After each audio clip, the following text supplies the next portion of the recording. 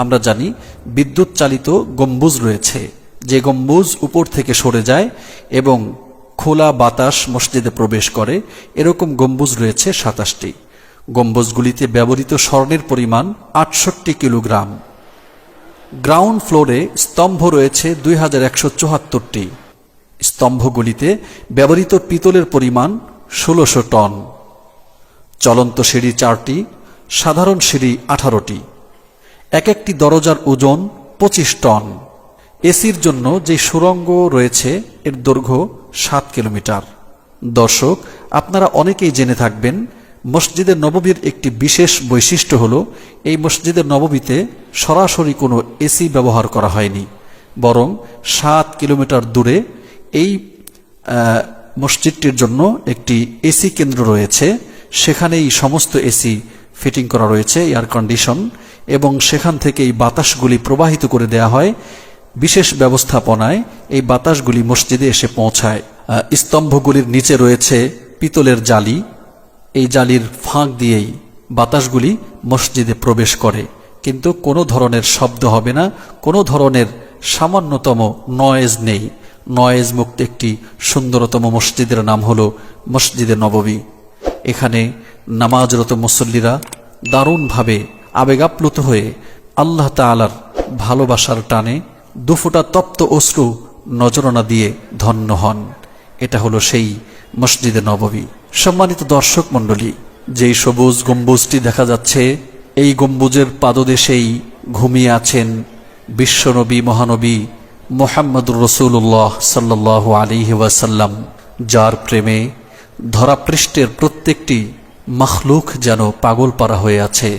দর্শক মণ্ডলী, আমি এখন মদিনা মুনাওয়ারার শ্রেষ্ঠ মসজিদ, মসজিদে নববী, নবীজি সাল্লাল্লাহু আলাইহি ওয়াসাল্লামের মসজিদের একেবারে মূল প্রান্তে দাঁড়িয়ে আছি। কিবলামুখী হয়ে, দক্ষিণমুখী হয়ে দাঁড়িয়ে আছি। এদিকেই মদিনা থেকে কিবলা দক্ষিণ দিকে।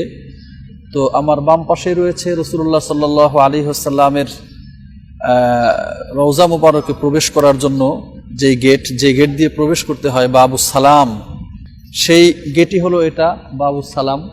এখান দিয়েই দর্শনার্থী বা যারা সালাম পেশ করবেন নবীজি সাল্লাল্লাহু আলাইহি সাল্লামকে, রওজা মুবারকে যারা যাবেন, তারা এই বাবুস সালাম দিয়ে প্রবেশ করে থাকেন।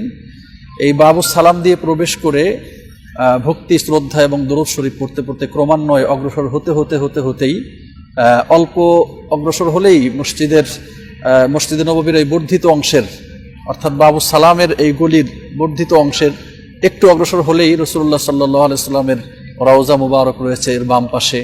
সেখানে সালাম পেশ করার বিধিবিধান রয়েছে। সালাম পেশ করে বাবুল বাকি দিয়ে সকলেই বের হয়ে যায়। ওই পাশের গেটটার নামই হলো বাবুল বাকিয়া। আমরা বাবুস সালামের পাশে রয়েছি। এখান দিয়েই সালাম পেশকারীরা প্রবেশ করে থাকেন। আমরা দেখতে পাচ্ছি এভাবেই ঢুকতে ওই যে নবীজি সাল্লাল্লাহু আলাইহি ওয়াসাল্লামের রওজায়ে আতহার রয়েছে, সেখানে মানুষ সালাম পেশ করছে এবং পুলিশ রয়েছে সেখানে নিরাপত্তার জন্য, শৃঙ্খলা ফিরিয়ে আনার জন্য, এবং কিছু উলামায়ে কেরামও রয়েছে সমস্ত বিদআত শিরক থেকে মানুষকে ফিরাবার জন্যে। অনেক মূর্খ মানুষ এখানে গিয়ে নানা ধরনের শিরক এবং বিদআতে লিপ্ত হয়। এইখান দিয়েই ঢুকতে হয় নবীজি সাল্লাল্লাহু আলাইহি ওয়াসাল্লামের রওজায়ে পাকে সালাম পেশ করার জন্য। সম্মানিত দর্শক, এখান দিয়ে প্রবেশ করার পরে আপনি খুবই শ্রদ্ধার সাথে বিনয় অবনত হয়ে নবীজির ভালোবাসা অন্তরে লালন করে চোখ দিয়ে অশ্রু ঝরিয়ে আস্তে আস্তে এগিয়ে যাবেন। তারপরে নবীজির প্রেম মোহাব্বত অন্তরে লালন করতে থাকবেন। তার অবদানগুলি স্মরণ করলেই আপনার ভেতরে সেই ভালোবাসা এসে যাবে।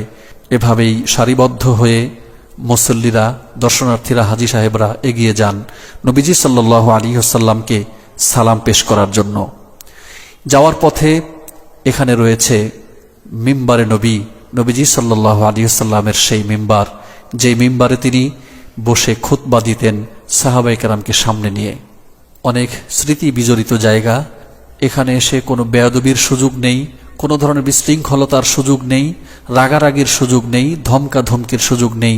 এখানে শুধুই সবর এবং ভালোবাসা, ভালোবাসার কিংবদন্তি, ভালোবাসার অনুপম দৃষ্টান্ত। নবীজি সাল্লাল্লাহু আলাইহি ওয়াসাল্লাম এখানে শুয়ে আছেন।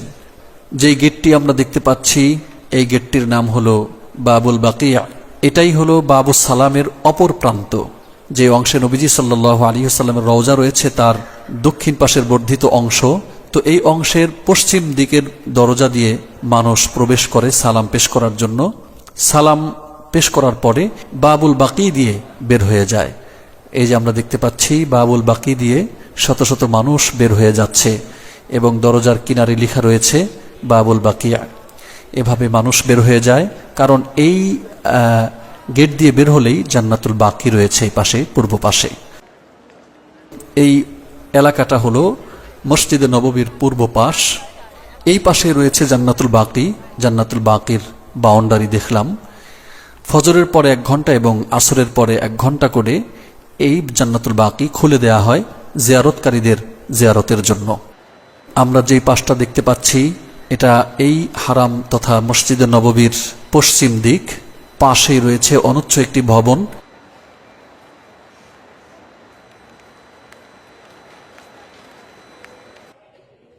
হজ মৌসুমে এই ভবনে বিভিন্ন ঐতিহাসিক স্মৃতিগুলো প্রদর্শিত হয়।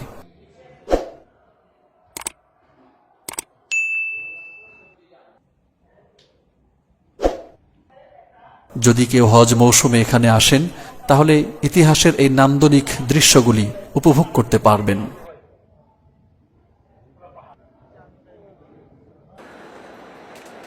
রাতের মসজিদে নববী, কত সুন্দর খোলা চত্বর, হাজারো সাহাবীর বাড়ি ঘর এখানেই ছিল এবং তাদের সেই বাড়ি ঘরগুলি আজ মসজিদে পরিণত হয়েছে। সেখানে লক্ষ লক্ষ মুসল্লি সেই 1400 বছর ধরে সেজদারত অবস্থায় থাকে, ক্রন্দনরত অবস্থায় থাকে, মহান মাওলায়ে কারীমের কাছে হাত জোড় করে মাপ চাইতে থাকে, তওবা করতে থাকে।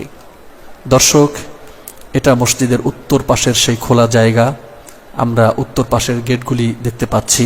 যদি কেউ মসজিদে নববীর এই 22 নম্বর গেট দিয়ে বের হয়, তারপরে বাউন্ডারি পার হয়ে যায়, সোজা উত্তরে 4 কিলোমিটার দূরে দেখা যাবে সেই উহুদ পাহাড়।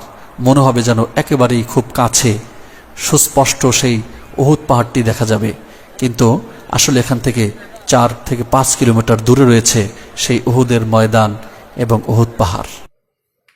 কথা বলবো এখন কয়েকটি স্মৃতি নিয়ে। নবীজি সাল্লাল্লাহু আলাইহি ওয়াসাল্লামের মসজিদের দরজা দেখতে পাচ্ছি। এসব দরজাগুলির মধ্যে স্বর্ণের নিকেল ব্যবহার করা হয়েছে। এক একটা দরজার ওজন রয়েছে 25 টন। মনের মাধুরী মিশিয়ে তৈরি করা হয়েছে এই দরজাগুলি।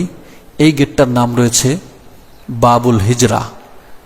হিজরত একটি ঐতিহাসিক ঘটনা। আমরা ইতিপূর্বে 2টি ভিডিও আপলোড করেছি, যে ভিডিওগুলোতে আমরা হিজরতের স্মৃতিময় জায়গাগুলি দেখিয়েছি। সোজা সেই মক্কা থেকে মদিনা পর্যন্ত আমরা ধারা বর্ণনা দিতে দিতে এসেছি। আবার মক্কা থেকে গারে সুর পর্যন্ত নবীজি সাল্লাল্লাহু আলাইহি ওয়াসাল্লাম যেভাবে গিয়েছিলেন সে পর্যন্ত আমাদের ধারা বর্ণনা রয়েছে। 2 পর্বে আমরা হিজরতকে তুলে ধরার জন্য চেষ্টা করেছি। তো সেই হিজরতের